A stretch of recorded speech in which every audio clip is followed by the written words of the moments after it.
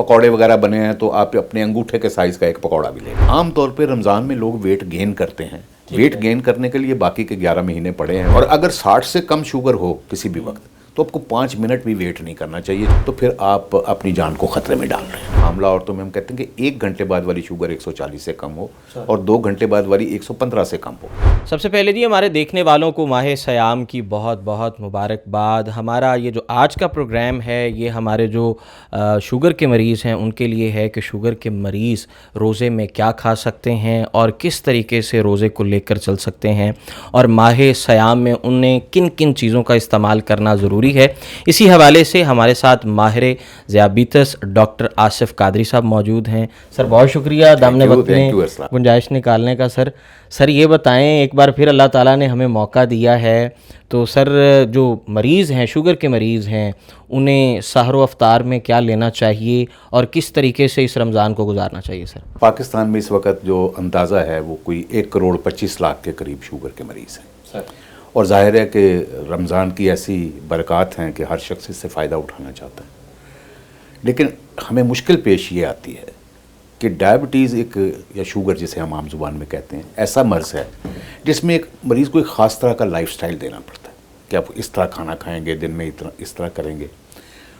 उसके मुकाबले में रोज़ा भी एक लाइफस्टाइल का प्रॉब्लम है, तर्ज़ ज़िंदगी का मामला है, और मुश्किल यहाँ पेश आती है कि जो शुगर का लाइफस्टाइल है वो रोज़े के लाइफस्टाइल के बिल्कुल उलट है। आम दिनों में आप सुबह से लेकर शाम तक कोई 12-14 घंटे आपके थोड़ा थोड़ा खाने का शेड्यूल होता है, और रात को 8-10 घंटे का आपका फाका होता है। रमज़ान में ये रिवर्स है।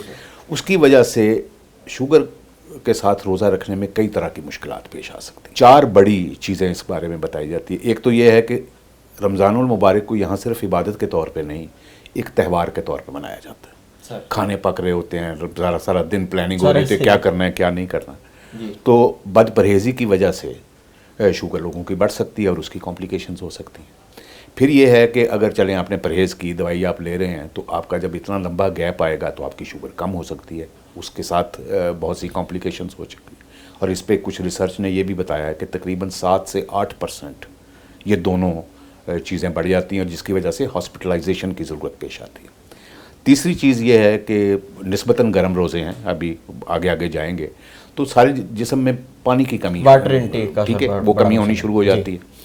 और अगर आपकी शुगर ज़्यादा हो तो पेशाब ज़्यादा होता है तो पानी की और कमी होती है, उसकी कॉम्प्लिकेशंस बढ़ जाती हैं।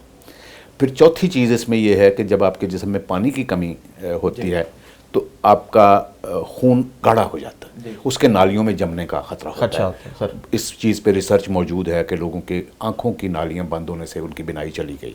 सो हमें बुनियादी तौर पे रोज़ा तो हर कोई रखना चाहता है, लेकिन देखना ये पड़ेगा कि रोज़ा इस तरीके से रखना है कि सेहत पे कोई मनफी असर ना हो। तो उस लिहाज से जो पहली बात है वो ये है कि अगर 1 करोड़ 25 लाख मरीज़ हैं तो सारे एक जैसे तो नहीं हैं जी। किसी को किसी तरह की दवाई मिल रही है, किसी की मर्ज़ शदीद है, किसी की कम है, किसी को पेचीदगी है, किसी को साथ गुर्दे की बीमारी है, किसी को फालिज है, किसी को दिल की बीमारी। तो सब के लिए हम एक फार्मूला नहीं बना सकते जी, ठीक। तो उसमें सबसे पहले हमें ये तय करना पड़ेगा कि हम कुछ लोगों को रोज़ा रखने की इजाज़त देंगे कि आप जाएं और रोज़ा रख लें। कुछ लोग हैं जिनको हम कहें कि उनकी दवाइयों में अदल बदल करेंगे और उसके साथ उन्हें रोज़ा रखवाएंगे, फिर उसके बाद वो अपनी शुगर चेक करके हमें बताएंगे तो हम उसके एडजस्टमेंट करेंगे। और कुछ लोग हैं जिनसे हम माजरत करेंगे कि आपके लिए रोज़ा रखना जो है वो आपके पेशेंट टू पेशेंट जी है, पेशेंट टू पेशेंट। वो लोग जिनको शुगर बहुत मामूली है, उनकी शुगर 200 से ऊपर नहीं जाती, वो खाली परहेज़ पे या एक आध दवाई पे हैं, उनको कई दफ़ा हम कहते हैं कि आप रोज़ा ऐसे ही रख लें, कोई फ़र्क नहीं, ठीक है। कुछ लोग हैं जो ऐसी दवाइयाँ ले रहे हैं जिनमें खून में शुगर कम हो जाने का ख़तरा होता है, तो उनमें ज़ाहिर है कि हमें दवाइयाँ में अदल बदल करना पड़ता है, और कई दफ़ा ऐसा भी हो सकता है कि हम उन्हें कहें कि आपके लिए रोज़ा बेहतर नहीं है। फिर वो लोग हैं जिनको कॉम्प्लिकेशन, मसलन गुर्दे के मरीज़ों में शुगर कम होने का रिस्क बहुत ही ज़्यादा होता है, हम उनको मना करते हैं। जिन लोगों को दिन में 3 दफ़ा दवाई लेनी पड़ती है और वो 2 दफ़ा में तकसीम नहीं की जा सकती, ज़ाहिर है उनके लिए रोज़ा रखने में मुश्किल होती है। फिर वो लोग हैं, मसलन प्रेग्नेंट औरतें हैं, उनमें 2 जानों का मामला है, ख़तरे की बात है। फिर ऐसे लोग हैं जिनकी ज़हनी हालत दुरुस्त नहीं है और वो अपनी केयर ख़ुद नहीं कर सकते, सेल्फ केयर पॉसिबल नहीं है जी। मसलन वो लोग हैं जिनको ज़हनी हालत ख़राब है, या वो लोग हैं जो अकेले रहते हैं, बहुत बूढ़े हैं, या सोने की दवाइयाँ ले रहे हैं, ऐसे लोगों में शुगर कम होने का बहुत रिस्क है, कोई उनकी मदद भी नहीं कर सकता। सो ये इस हिसाब से हमें उनको कैटेगराइज करना पड़ता है। जी सर। तो अब हम आपके आते हैं कि खाने पीने में हम क्या सहर व कर अफ्तार सकते हैं। में क्योंकि फूड ये रिकमेंडेशंस जी, सर क्या कि होगा? दवाइयों का मामला तो अलहदा हो गया। जी। सहर व अफ्तार में मामला ये है कि सबसे पहले तो आप ये कीजिए कि सहरी आपके फ़िका के हिसाब से, जिस फ़िका को भी आप मानते हैं, जितनी लेट हो सकती है उतनी लेट करें, ताकि आपका जो खाली पेट रहने का वक्फा है उसे कम किया जा सके सर। ठीक है। और इसी तरीके से आपके फ़िका के हिसाब से अफ्तारी जितनी जल्दी मुमकिन हो सकती है उतनी जल्दी कीजिए सर, बिल्कुल। ताकि आपका वही कि अगर सारे दिन में शुगर कम हो रही है तो उसे जल्दी करेक्ट किया जाए। ये पहली चीज़ होगी। दूसरी चीज़ ये है कि सुबह की जो आपकी सहरी है उसमें ऐसी चीज़ें लें जो देर से हज़म होती हैं, ताकि जिस्म में खुराक ज़्यादा देर तक मौजूद रहे। सर ऐसे इस लिहाज से अगरचे हम शुगर के मरीज़ों को आमतौर पर चिकनाई से मना करते हैं, लेकिन रमज़ान में अगर आप पराठा ले लें तो कोई हर्ज की बात नहीं।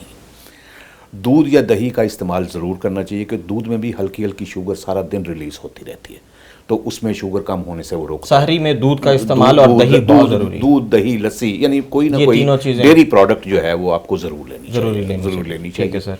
पानी बहुत ज़्यादा पीना चाहिए। ठीक है। अगर आप फल ले लें, फल भी आपकी जो है शुगर को लंबे अरसे तक कायम रखता है। इसबगोल का छिलका ले लें, वो आपकी मैदे को खाली होने से रोकता है, तो आप लंबे अरसे तक उसमें चल सकेंगे।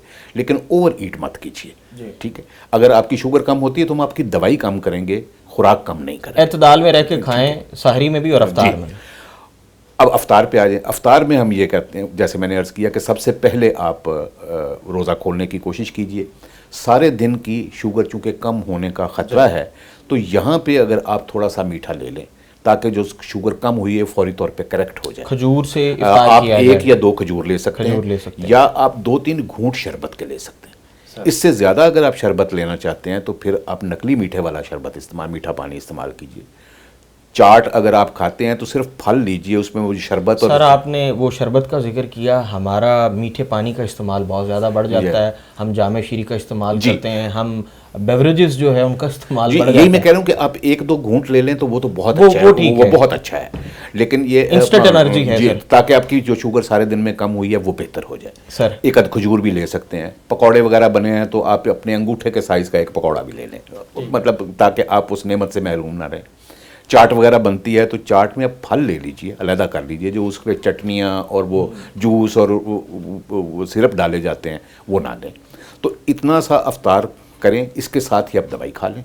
दवाई खा के, ताकि दवाई को असर, या इंसुलिन लगाते हैं तो इंसुलिन लगा लें, तो फिर आप नमाज़ पढ़ें ताकि दवाई को असर करने का मौका मिल जाए। और खाना आप नमाज के बाद मतलब पोर्शंस में वक्फे से एतदाल के साथ। जी। और इसमें हम आम तौर पे शाम के वक्त इंसुलिन ज़्यादा देते हैं, तो अगर आप रात को सोते वक्त 1 कप दूध का ले लें तो रात में भी शुगर कम होने का रिस्क कम हो जाएगा। शुगर कम होने की एक बहुत बड़ी वजह वर्जिश भी है, वर्जिश से शुगर कम होती है। अगर सारे दिन में आपने खाना भी कुछ नहीं खाया और आप मुशक्क़त कर रहे हैं तो शुगर कम होने का ख़तरा है। सो हम ये कहते हैं कि आप रोज़े के दौरान वर्जिश ना करें। जो आपका रूटीन का हल्का फुल्का काम है वो बेशक जारी रखें, उस पर कोई मसला नहीं है, लेकिन वर्जिश या मुशक्क़त ना करें। और जो लोग जिनका पेशा ही मुशक्क़त का है, मतलब मज़दूर लोग हैं, उनको रोज़े के साथ हम शुगर से रोज़ा रखने से सर हमारा हर दूसरा तीसरा शख्स कहता है कि मैंने पतला होना है, मेरा वेट कम हो जाना चाहिए। अगर कोई शख्स शुगर का मरीज़ है, साथ में उसकी ये भी ख्वाहिश है, तो सर वो उसके लिए रमज़ान उसके लिए बहुत अच्छा टाइम नहीं है चॉइस के लिहाज से, क्योंकि रमज़ान में लंबा वेट लूज करने के लिए नहीं, लंबा वक्फा होता है ना, तो फिर आप उस सुबह लोग इस गम में खाते हैं कि सारा दिन कुछ नहीं खाना, और रात को इस गम में खाते हैं कि सारा दिन कुछ नहीं खाया। ऐसे ही है। ठीक। तो आम तौर पे रमज़ान में लोग वेट गेन करते हैं। वेट गेन करने के लिए बाकी के 11 महीने पड़े हैं, उसमें हम आपकी मदद कर सकते हैं। इसमें रमज़ान में आपका इस्लामिक पैटर्न के साथ गुजारा जाए। बुनियादी मकसद ये है कि आपकी शुगर ना ख़राब हो ना कम हो। और फिर एक और, मैं जब मेरे पास कोई मरीज़ रोज़े की बात करता है तो मैं उसे कहता हूँ कि बाकी सारी बातों के अलावा एक मेरी शर्त है, अगर ये शर्त आप नहीं मानेंगे तो मैं रोज़े में आपके साथ नहीं हूँ, आप खुद जो मर्जी करें। वो ये है कि आपको रोज़े में 4 दफ़ा शुगर चेक करनी है। एक तो आप सहरी पे और रात को सोते वक्त तो आपने करनी है, एक दिन के 12 बजे, क्योंकि सुबह 5 बजे से आपने सहरी की हुई है तो शुगर कम होने का ख़तरा है। इस वक्त अगर आपकी शुगर 300 से ज़्यादा है तो आप रोज़ा खोल लें, अगर 70 से कम है तो तब भी खोल लें, क्योंकि आगे जो 7-8 घंटे हैं उनमें इस शुगर ने मज़ीद कम होना। सर वो वही पिन से जो जो घर में चेक करने पिन से किया जाए रोज़ा। और 3-4 दफ़ा रोज़े में। और अगर 60 से कम शुगर हो किसी भी वक्त तो आपको 5 मिनट भी वेट नहीं करना चाहिए। चाहे 5 मिनट में अगर अफ्तारी होने वाली है तो हो सकता है कि आपके घर वालों को 5 मिनट बाद वो आपको लेके इमरजेंसी में जा रहे हों, तो चाहे चंद मिनट रहते हैं तब भी आपको रोज़ा खोलें। इसी तरह असर के वक्त भी शुगर कम होने का बहुत खतरा होता है। तो ये 2 टाइम जो है, तो ये तो प्राइम टाइम, पीक टाइम, ये शुगर चेक अगर आप नहीं करते तो फिर आप अपनी जान को ख़तरे में डाल रहे हैं। अच्छा सर, फ्रूट का बड़ा मकाम है, बड़ी अच्छी नेमत समझा जाता है कि जनाब इंस्टेंट एनर्जी मिलती है, तो सर फ्रूट कौन सा जो है शुगर के मरीजों के लिए रोज़ों में? जी, हम तकरीबन सारे फ्रूट अलाउ कर देते हैं। उसमें फिर क्वांटिटी का मसला होता है। जो फ्रूट तो ऐसे हैं ना, जैसे जिनके अंदर रेशा होता है, मसलन सेब है, आड़ू है, नाशपाती है, अमरूद है, ये आप आध पाव एक दिन में ले सकते हैं। जनरली ये प्रिंसिपल है। जो बहुत मीठे फल हैं, मसलन अंगूर हैं, उसके आप 8-10 दाने ले लें तो ठीक है। खजूर है, आप सारे दिन में 2 से ज़्यादा मत लीजिए। केले में बहुत शुगर होती है, इसमें आप अगर आपने एक छोटा केला वो भी आप आधा ले सकते हैं। आम है, एक छोटा आम ले सकते हैं सारे दिन में, या बड़े आम की आप 1 काश ले सकते हैं। ये तो हम लिखा हुआ पूरा शेड्यूल लोगों को देते हैं। सर हामला ख़वातीन हो और साथ में ज़ियाबितस भी हो तो उनके लिए क्या एहतियाती तदाबीर? हामला ख़वातीन में हमें शुगर बहुत ही टाइट कंट्रोल करनी पड़ती है। बस आम लोगों में हम कहते हैं कि शुगर 100 से 110 से कम हो। हामला औरतों में हम कहते हैं खाली पेट की शुगर 95 से कम हो। आम लोगों में हम कहते हैं कि 2 घंटे बाद वाली शुगर जो है वो 160 से कम हो। हामला औरतों में हम कहते हैं कि 1 घंटे बाद वाली शुगर 140 से कम हो और 2 घंटे बाद वाली 115 से कम हो। सो बहुत ही टाइट कंट्रोल रखा जाता है। दिन में आमतौर पे 4 टीके उनको लगते हैं, तो उनमें रोज़ा रखना काफ़ी मुश्किल है। सर ये पोस्टमार्टम में और ज़चगी के बाद वो क्या समझते हैं, किस तरह की चीज़ें उन्हें रमज़ान में खानी चाहिए, क्योंकि रिकवरी चल रही होती है? अच्छा, सबसे अच्छी बात तो ये है कि जैसे ही डिलीवरी होती है तो आपकी इंसुलिन रिक्वायरमेंट यकदम बहुत कम होती है। अक्सर औरतें जिनको इंसुलिन मिल भी रही होती है उनकी इंसुलिन बंद हो जाती है। ये सूरत हाल तकरीबन 2 हफ्ते के लिए रहती है। तो 2 हफ्ते के बाद फिर उनकी ट्रीटमेंट को रीएडजस्ट करना पड़ता है। शुरू में उन्हें कम दवाई की ज़रूरत होती है। अगर तो उनकी शुगर ज़चगी के दौरान भी कायम रहती है तो फिर उनको जो खाने की बुनियादी परहेज़ें हैं वो तो रखनी ही ज़रूरी है। वो तो ज़ाहिर है रखनी ही है खुराक। असल में ये है कि फूड के कुछ ग्रुप्स हैं, वो सब ग्रुप में से कुछ ना कुछ आना चाहिए। मसलन अनाज ज़रूर आना चाहिए, प्रोटीन ज़रूर आनी चाहिए, डेयरी प्रोडक्ट ज़रूर आना चाहिए, फल ज़रूर आने चाहिए, नमकियात ज़रूर आने चाहिए सर। ठीक है, तो चिकनाई ज़रूर आनी चाहिए, चिकनाई ज़रूर आनी चाहिए। तो ये सब चीज़ों में से अगर रिप्रेजेंटेशन होगी तो उनकी खुराक बैलेंस्ड होगी। सर तो आखिर में अब आ गया परहेज़, तो कहते हैं दवा से ज़्यादा परहेज़ ज़रूरी होता है। तो परहेज़ किस चीज़ का करना है कि ज़ियाबितस के मरीज़ इन चीज़ों से परहेज़ करें? मीठे के अलावा और कुछ आप क्या समझते हैं? डाइट पैटर्न, स्लीपिंग पैटर्न और ये देखिए, रमज़ान में तो चूंकि आपकी लाइफस्टाइल वैसे ही टोटली चेंज होता है, तो उसमें आप कितनी चेंजेस करेंगे। और फिर कई लोग हैं, कोई एक रोज़ा रख रहा है, कहीं तो उनके लाइफस्टाइल मुसलसल चेंज हो रहे होते हैं। तो उसमें कोई बहुत बड़ी हम मीठे में मिठाई कह सकते हैं, बेवरेजेस कह सकते हैं। मीठे में मैं सिंपली इस तरह कहता हूँ कि कुदरती मीठा, या जिस चीज़ में कुदरती मीठा शामिल है उसमें जो चीज़ें आ जाएंगी उसमें चीनी है, गुड़, शक्कर, मिश्री, शहद, ठीक है, ये चीज़ें, ये मिठाई, इनसे बनी हुई चीज़ें सर। हाँ, लेकिन अगर आपका मीठा खाने को जी चाहता है तो आप जो आर्टिफिशियल स्वीटनर है वो यूज़ कीजिए, उस पर कोई एतराज़ नहीं है।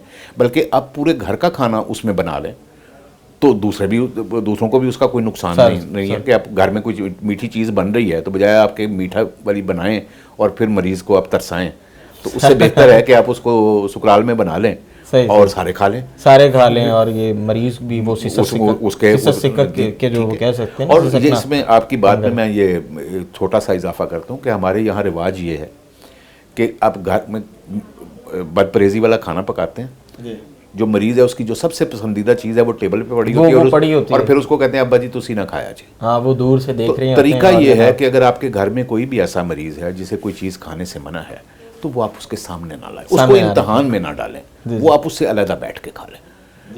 आप उसको वो कोई हीरोज तो नहीं है ना, आम लोग हैं ऐसे ही, उनको आप तरसाना है, तो ये ज्यादती की बात है, ऐसा मत कीजिए।